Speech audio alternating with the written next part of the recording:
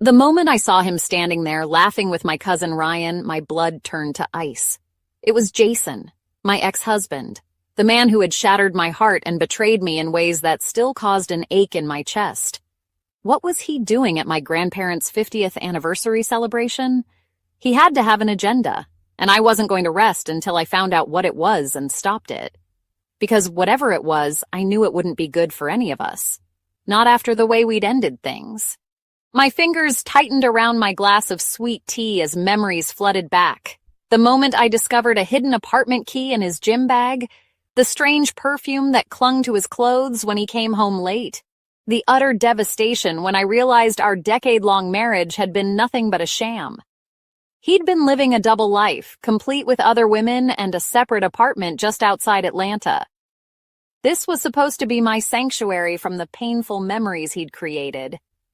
Yet there he stood, his arm casually draped around a young blonde's waist, wearing that fake smile I once thought was genuine.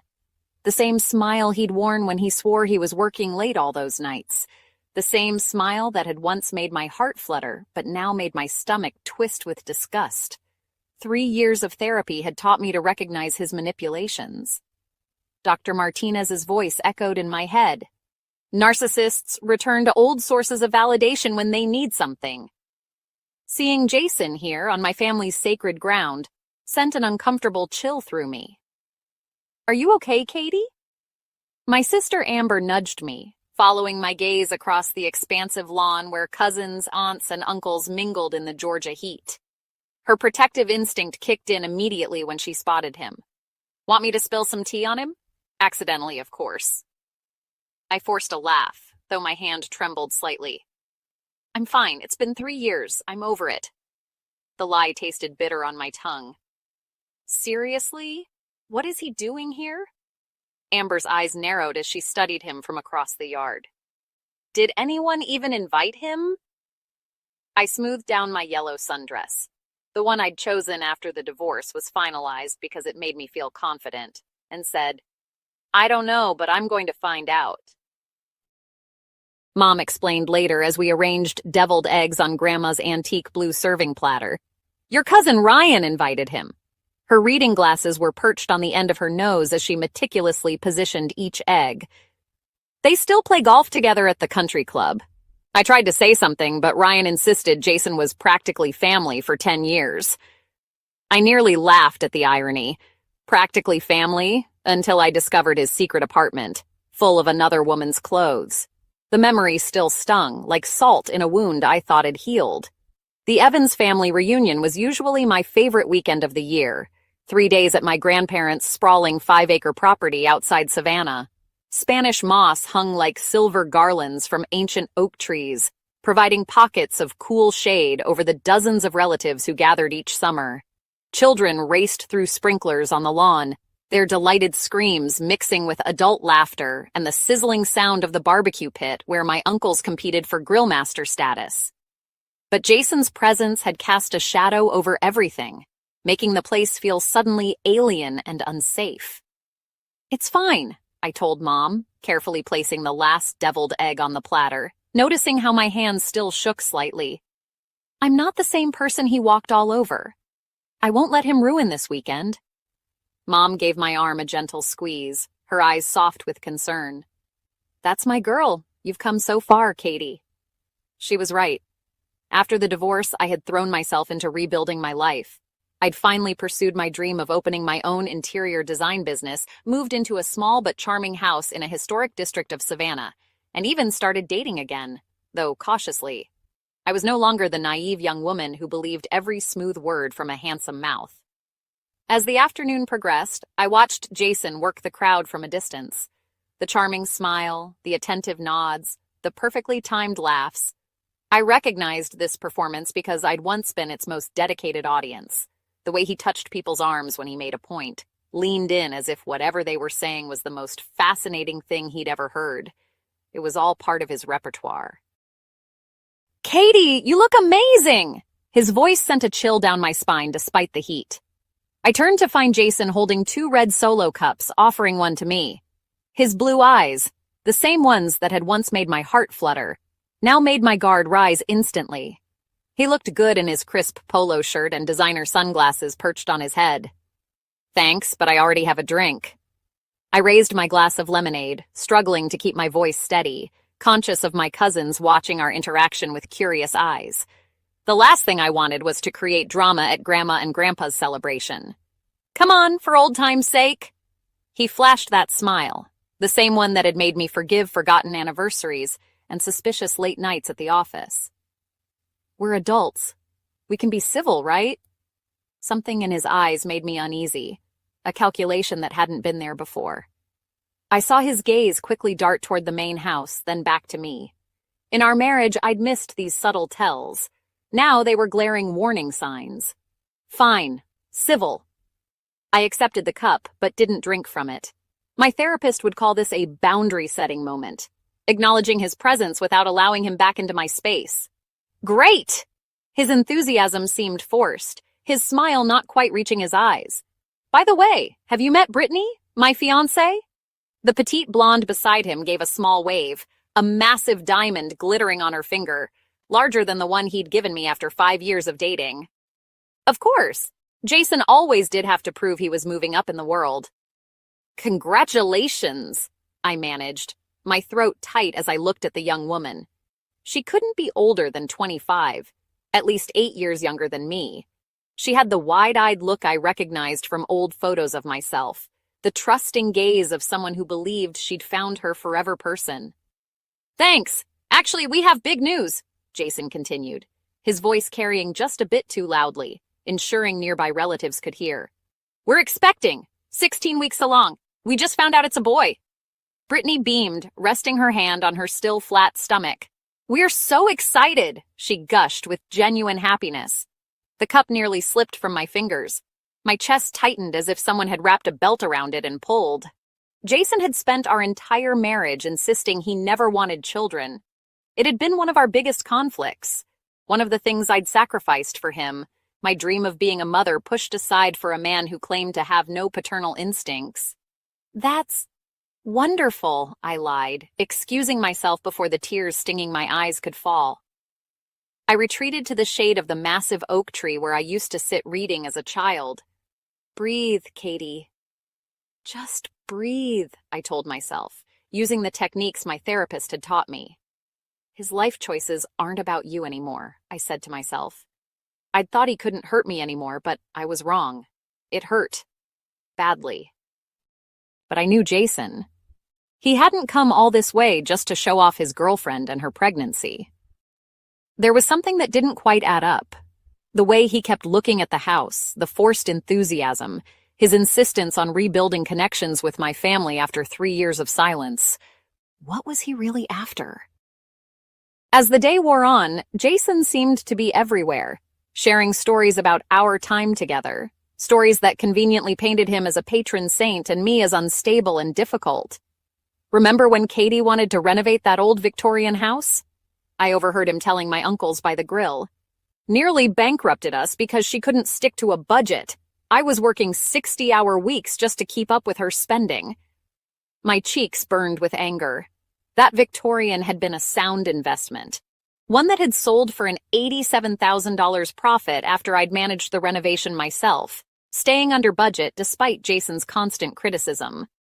I wanted to march over and correct him, but that would only play into his hands, making me look defensive and unstable. Exactly the narrative he was crafting. With each hour, more family members shot me questioning looks. Was this what he meant by being civil? My Uncle Pat, who'd helped me move out after the divorce, now laughed at Jason's jokes as if they were old fishing buddies. My cousin Lisa, who'd cried with me over bottles of wine when I discovered Jason's infidelity, now chatted animatedly with him about his new job. It felt like I was losing my support system one person at a time, being isolated like prey by a predator. Had he always been this good at manipulation, or had I been that blind? Aunt Denise pulled me aside as I was refilling the ice chest, her usually warm eyes clouded with concern. Is everything okay, honey? Jason's been telling some concerning stories. What kind of stories? I tried to keep my voice even, though I could feel my heart rate accelerating. Just that you've been calling Brittany hanging up when she answers, And something about you still having some of his family heirlooms? She patted my arm awkwardly. I'm sure it's all a misunderstanding. The ice bag split in my hands, cubes clattering across the patio like my composure. What? I haven't called them, ever. I haven't spoken to Jason since the divorce was finalized. My voice rose despite my efforts to stay calm. And I returned everything in the settlement, his grandmother's brooch, the silver from his side, everything. Aunt Denise patted my arm, saying, "Of course, dear, don't worry about it." But it wasn't a misunderstanding. It was calculated character assassination. What kind of game was he playing? Why was he trying to paint me as some jealous, vengeful ex when I'd moved on years ago? That night, I struggled to sleep in the guest room I'd used since childhood, wrestling with the question of Jason's agenda. This wasn't random. Under the guise of humor, he was using anecdotes from our marriage to imply to everyone that I was incompetent and unstable. I was the butt of all his jokes. His strategy was becoming clear. If I found out anything damaging and confronted him, any emotional reaction, shouting, crying, or making a scene, would just help him prove what he'd been saying all day, that I was jealous, unstable, and unreliable. Then it would be easy to dismiss my concerns or evidence as nonsense. But why? What was his purpose, his endgame? The house was quiet as I padded barefoot through the kitchen at dawn, the floorboards cool beneath my feet. I found Grandma already at the table, looking troubled as she stared into her coffee cup, the steam rising in the early morning light. "Everything okay, Grandma?" I asked, starting the coffee maker for a fresh pot. She hesitated, her weathered hands wrapped around her mug, the gold of her wedding band catching the morning light. "Katie, honey, Jason came to talk to me and your grandfather last night." My heart sank, coffee forgotten. "About what?" "He said he's been thinking about the family property, said you two had discussed purchasing the East Acres from us before your troubles." She fidgeted with her wedding band, a habit she'd had for as long as I could remember. "He mentioned he still had the funds set aside and was hoping to honor that arrangement." I nearly dropped the creamer I'd just taken from the refrigerator. The East Acres was the most valuable section of my grandparents' property, the waterfront land with 300 feet of lake frontage. We'd never discussed buying it. Not once.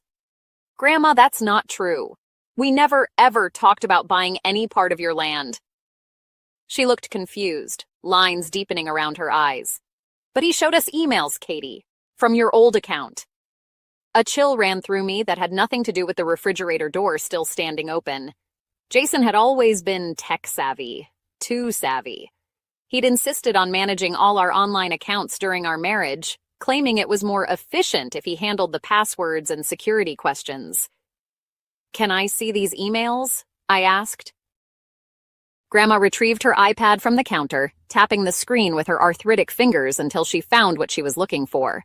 "Here, he printed them out for us but then emailed them too, so we'd have a digital copy." There they were, emails that appeared to be from me, discussing plans to purchase the property. The signature even included my old work title and phone number. The language sounded like me, casual but specific, mentioning landmarks on the property that only family would know. They were forgeries, sophisticated ones. "He even showed us the deposit he's prepared to make," Grandma continued, pulling up a bank statement showing $250,000 in an account. "Said he knows things ended badly, but he wants to keep his promise to the family." The pieces clicked together, fitting into a pattern I recognized all too well from our marriage. Jason had always wanted that land. I remembered how he'd comment on its development potential whenever we visited, pointing out how the lake access alone would double the value if it were ever subdivided. My grandparents were getting older. Grandpa was 78, Grandma 75, and the property values in the area had skyrocketed with new development nearby. So, this what it was all about. He was using my family reunion as an opportunity to manipulate my grandparents into a below-market sale, using my name, my relationships, my family. My hands shook as I set down my coffee cup, nearly missing the table. The betrayal burned fresh in my throat, bitter as the coffee I'd forgotten to add cream to. But this time, I wasn't a naive young woman anymore. This time, I wasn't alone. "Grandma, those emails are fake. I never wrote them. And we need to find out what Jason's really up to." She looked relieved, reaching out to pat my hand. I thought it seemed strange, but he was so convincing. Your grandfather wasn't sure either. That's why we didn't mention it to you right away. I squeezed her hand back. It's okay, but I need to figure out what he's planning. I texted my sister Amber, who was staying at a nearby hotel with her husband and kids. Emergency. Meet me at the guest house in 30. Bring coffee. Lots of coffee. As I helped Grandma prepare pancake batter for the crowd that would soon be waking up, my mind raced with questions. What was Jason's angle? Why now, 3 years after our divorce? And how could I stop him without creating a scene that would ruin the anniversary celebration? Amber arrived with not just coffee, but also our brother Mike, who had driven in early for the reunion. As a corporate attorney, his insight would be invaluable. That absolute snake, Amber hissed after I explained the situation, pacing across the worn hardwood floors of the guest house. Using Grandma and Grandpa's anniversary to pull this, that's low even for him. Mike, always the analytical one, scrolled through the forged emails on his tablet. These are good forgeries. He's got your writing style down, includes family references only you would know, and the technical details check out at first glance.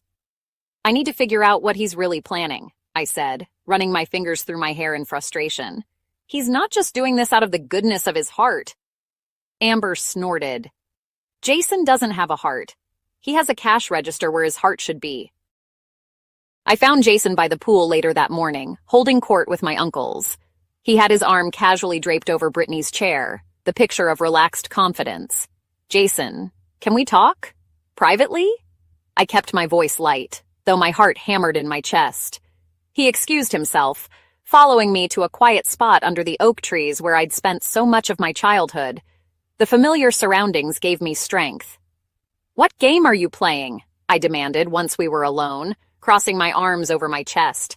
He blinked innocently, his blue eyes widening in a look I now recognized as rehearsed surprise. Game? I'm just visiting with family. They're not your family anymore, I replied, trying to keep my voice steady. And we never discussed buying land from my grandparents.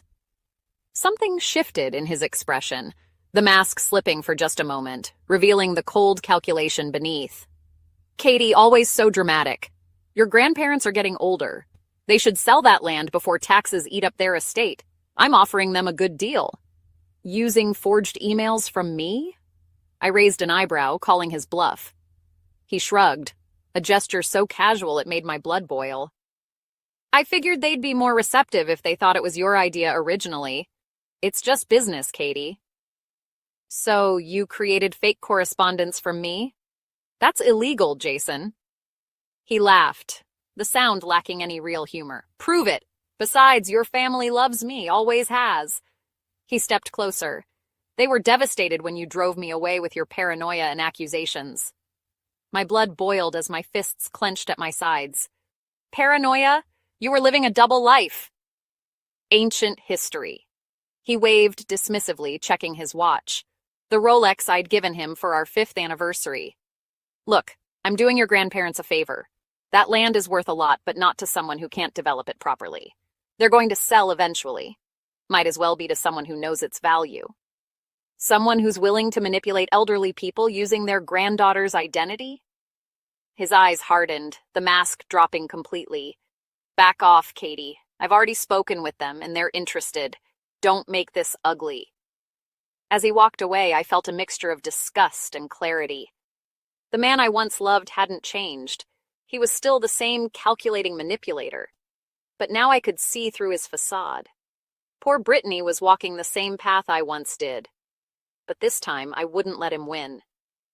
But something in his last statement nagged at me. Someone who knows its value. What did he know that my grandparents didn't? I texted my old friend Megan, who worked in real estate development. Need info ASAP on property values near Grandma's Lake. Specifically, any development plans in the works. Her response came 20 minutes later as I was helping set up for the evening cookout, arranging potato salad and coleslaw in Grandma's hand-painted ceramic bowls. That area? Oh yeah, there's a huge commercial project planned for the adjacent property. County just approved permits last month. Mixed-use development, luxury condos, high-end retail. If your grandparents' land connects to the waterfront, it could be worth 3 times what it was even 2 years ago. Like $5M plus for those acres. Why? I nearly dropped the bowl I was holding. $5 million.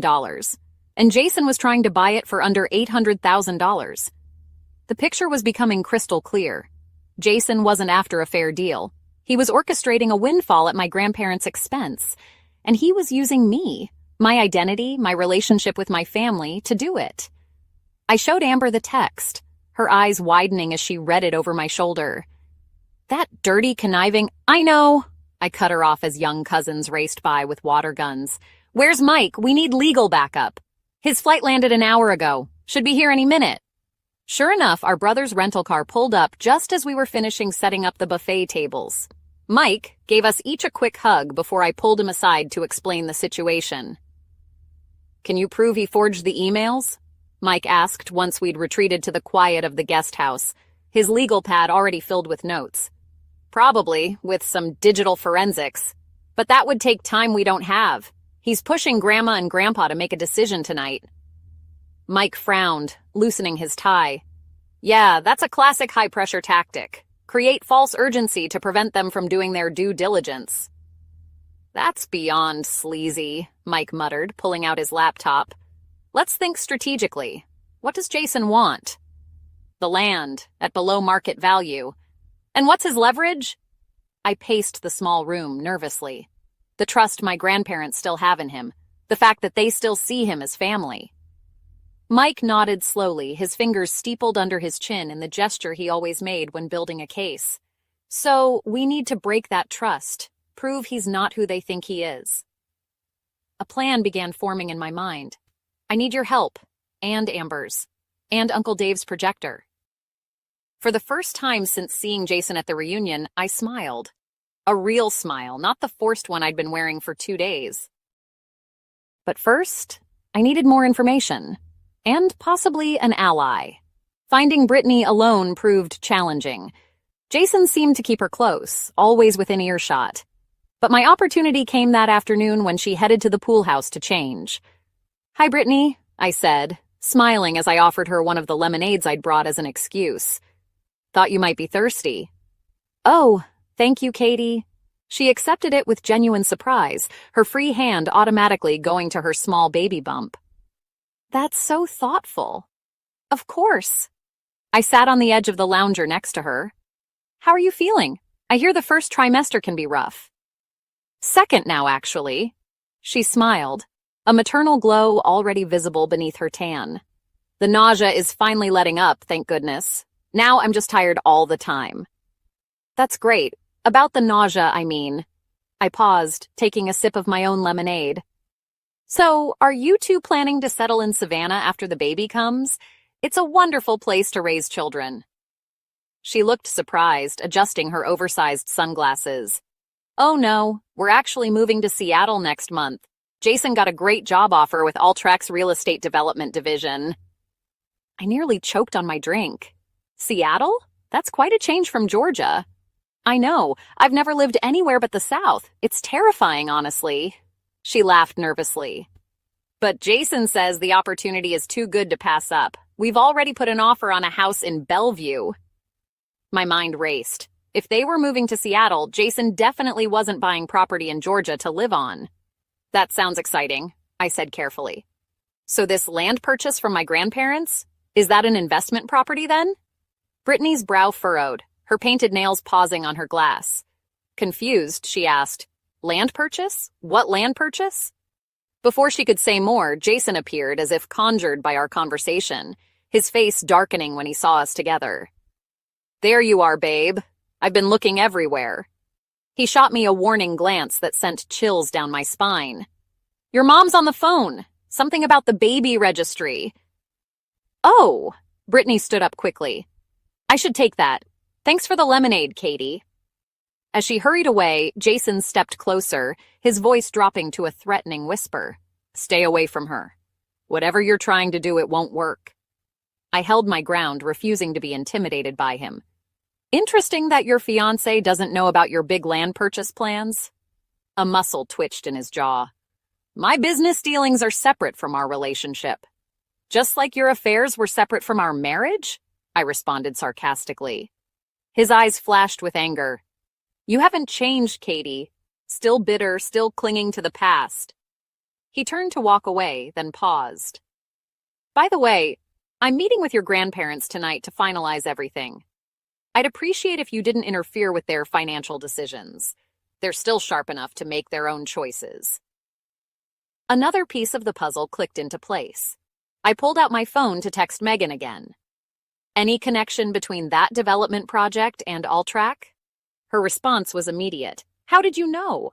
Alltrack is the key investor. It's not public knowledge yet, but the announcement is coming next month. My friend in the planning office says it's going to transform the whole area. The full scope of Jason's plan became clear. He wasn't just trying to buy the land cheap. He was using insider information from his new job to orchestrate a massive windfall at my grandparents' expense.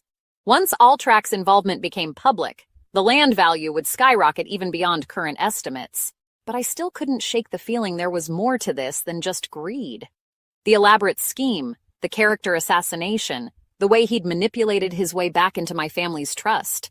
It all seemed excessive for a simple land grab, even one worth millions. That evening, as the entire extended Evans clan gathered in the backyard for the anniversary celebration, I tried to focus on the joy of the occasion. Twinkling lights had been strung through the oak trees, tables covered with white cloths and decorated with flowers from Grandma's garden. Grandma and Grandpa sat in places of honor while everyone shared memories and toasts. But I couldn't help noticing Jason moving through the crowd, speaking quietly to various family members, clearly doing damage control. Brittany sat somewhat awkwardly at a table with my younger cousins, looking increasingly uncomfortable as the night progressed. Mike sidled up beside me, handing me a glass of champagne. Everything set for after dinner? I nodded, the bubbles in my glass matching the nervous flutter in my stomach. Uncle Dave has the projector ready. Are you sure this is the right move? It's going to cause a scene. Sometimes scenes need to be caused. Mike sipped his drink, his eyes following Jason across the lawn. Besides, it's not just about the land deal anymore. It's about protecting the family from future manipulations. He was right. If Jason succeeded this time, what else would he try in the future? After dinner was served and plates were being cleared, Uncle Dave called for everyone's attention, raising his glass. Before we bring out the anniversary cake, we have a few special presentations to honor Eleanor and Leonard's 50 amazing years together. Various family members took turns sharing memories, showing old photographs, and offering heartfelt tributes.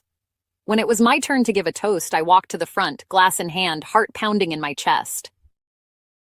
I want to thank everyone for coming to celebrate Grandma and Grandpa's amazing 50 years together, I began, looking at their dear faces illuminated by candlelight. Their marriage has been an inspiration, built on honesty, trust, and mutual respect. I saw Jason shift uncomfortably at a nearby table, whispering something to Brittany. Family means everything to them, and to all of us, which is why it's so important that we protect each other from those who may not have our best interests at heart. Confusion crossed several faces. I took a deep breath. I've prepared a special presentation to honor not just Grandma and Grandpa, but the importance of truth in our family. Mike dimmed the lights, and Uncle Dave's projector flickered to life on the side of the house, the white wall serving as a screen. This is a public record of property values in this county, I explained, as the screen showed real estate data Mike had compiled, including the upcoming development project adjacent to this property, which would make Grandma and Grandpa's East Acres worth approximately $5 million. Murmurs rippled through the crowd. And this is the offer that Jason has made to purchase those acres.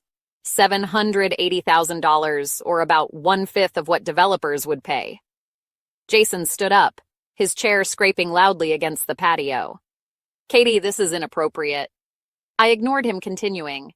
These are emails that Jason claims came from me, discussing a land purchase that never happened. The forged emails appeared on screen alongside evidence showing I'd never written them. I never wrote these. These are forgeries, created to manipulate my grandparents into a quick, undervalued sale. Jason's face flushed red as heads turned toward him. You're making a scene over nothing. This is a private business matter. Facing family, he appealed, I've been telling you, she's losing her mind. Is it nothing? I responded as I clicked again, and screenshots of a newly created LLC registered to Jason appeared, and promotional materials his company had drafted for lakeside luxury condos on what was clearly my grandparents' land. The family gasped collectively. Grandpa stood up, his face thunderous despite his age. You were planning to flip our family property for condos? Using our granddaughter's name? Jason's confident facade crumbled as the evidence mounted. Leonard, it's not what it looks like. And there's one more thing, I said quietly, my voice carrying in the stunned silence. The woman Jason brought here, his fiancée Brittany, doesn't even know about this plan. They're moving to Seattle next month for his new job with Alltrack, the same company investing in the adjacent development project. All eyes turned to Brittany, who looked shell-shocked, one hand protectively covering her small baby bump. What is she talking about, Jason? What land deal? What condos? Her voice trembled with confusion and the beginnings of anger. As my father and uncles surrounded Jason, demanding he leave immediately, he finally snapped, the mask of charm falling away completely. You think this is just about money? He snarled, looking directly at me with such hatred that I involuntarily stepped back. This was about watching you squirm, Katie, about showing your precious family who you really are when pushed to the edge, about taking something you love, just like you took everything from me with your accusations and your perfect family who never questioned your side of the story. The venom in his voice silenced the crowd. This wasn't just about a land deal. It was about revenge. Against me.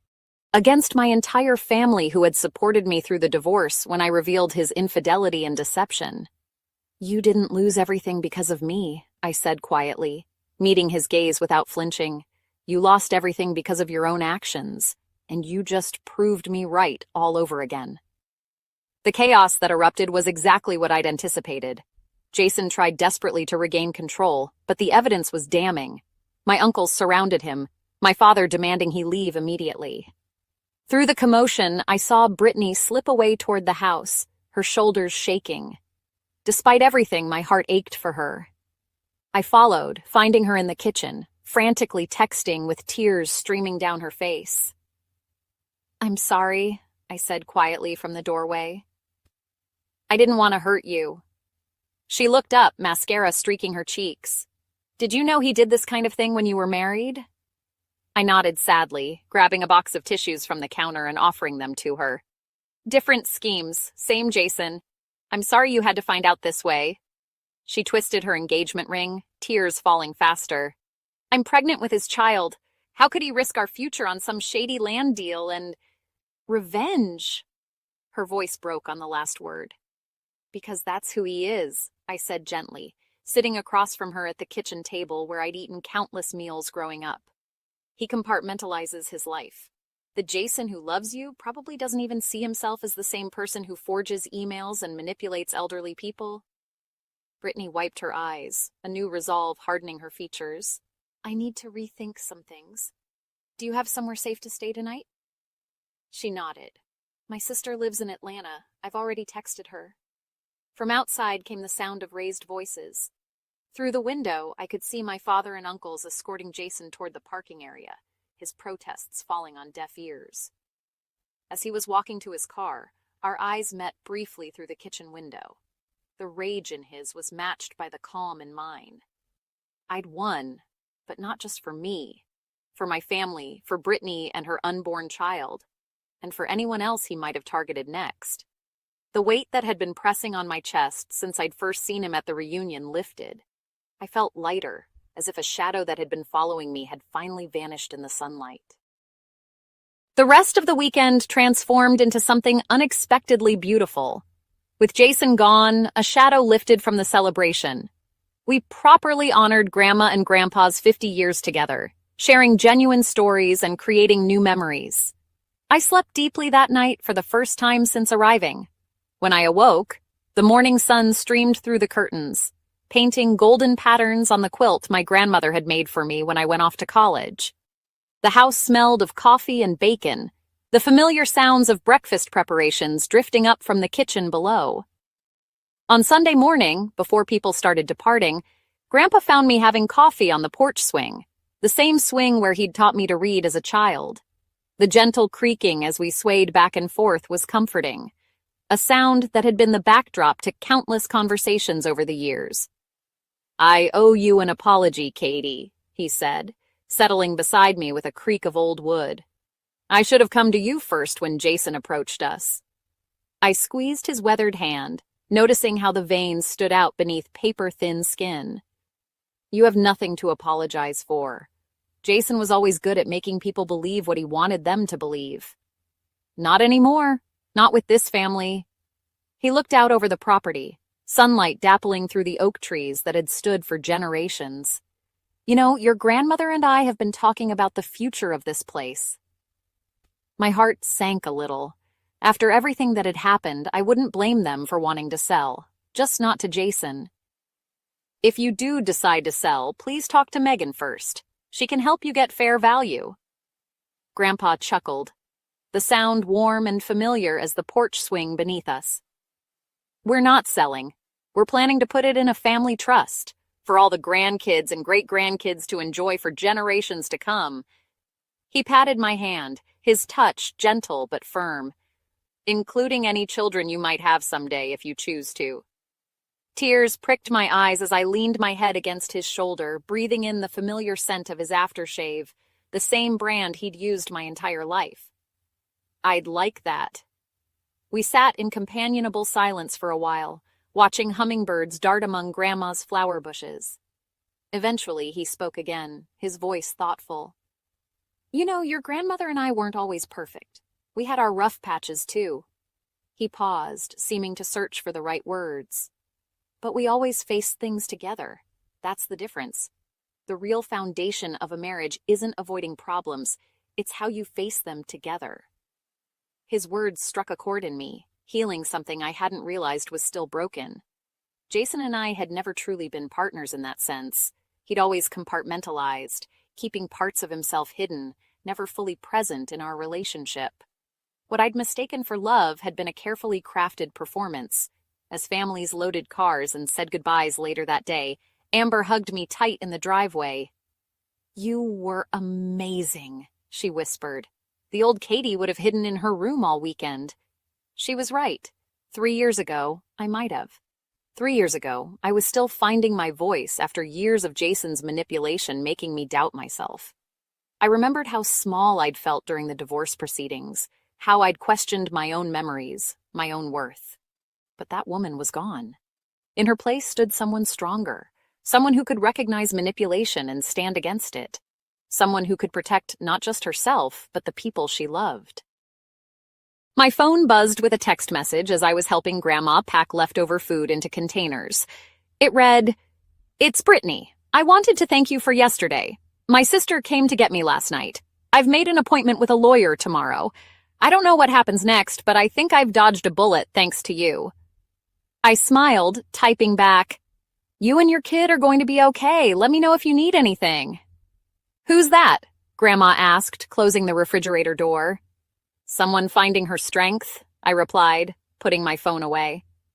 As I drove back to Savannah that evening, windows down and music playing, I thought about how easy it would have been to stay silent and avoid confrontation, to let Jason charm his way into an undeserved windfall at my family's expense. But some things are worth fighting for: family, truth, integrity. The road ahead curved through Spanish moss-draped trees, golden in the setting sun. For the first time in years, I was genuinely excited about what might be around the next bend. Hope you enjoyed this tale. Tell us what you thought in the comments below, or if you've ever had major issues with family, friends, or colleagues, share them with us. And don't forget to like, subscribe, and hit that notification bell for more real-life stories.